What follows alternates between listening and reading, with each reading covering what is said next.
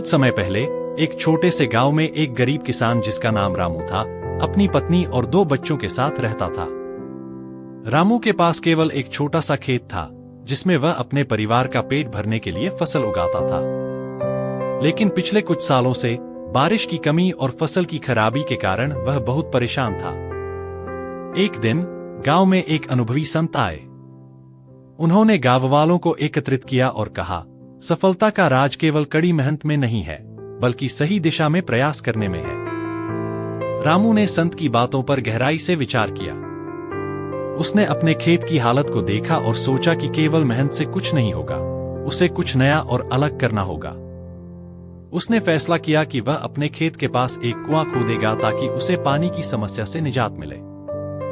रामू ने अकेले ही कुआं खोदना शुरू कर दिया। गांव वालों ने उसका मजाक उड़ाया और कहा, तुम अकेले ये कैसे कर पाओगे? ये बहुत मुश्किल काम है। लेकिन रामू ने उनकी बातों की परवाह नहीं की और दिन रात मेहनत करता रहा। कुछ हफ्तों बाद उसने एक गहरा कुआं खोद लिया, जिसमें से पानी आने लगा।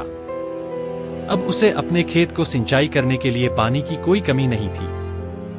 रामू ने अपनी मेहनत और सही दिशा में प्रयासों के कारण अपने खेत में खूब अच्छी फसल उगाई। उसकी फसल इतनी अच्छी थी कि वह उसे बेचकर अपने परिवार की सभी जरूरतें पूरी कर सका और कुछ धन भी बचा सका। गांव वाले, जो पहले उसका मजाक उड़ाते थे, अब उसकी प्रशंसा करने लगे।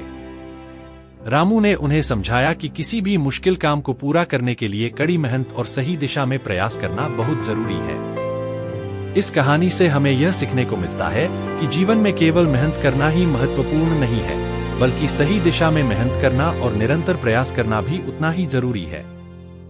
कठिनाइयों के बावजूद यदि हम अपने लक्ष्य पर ध्यान केंद्रित रखें और सही दिशा में प्रयास करें, तो हम सफलता प्राप्त कर सकते हैं।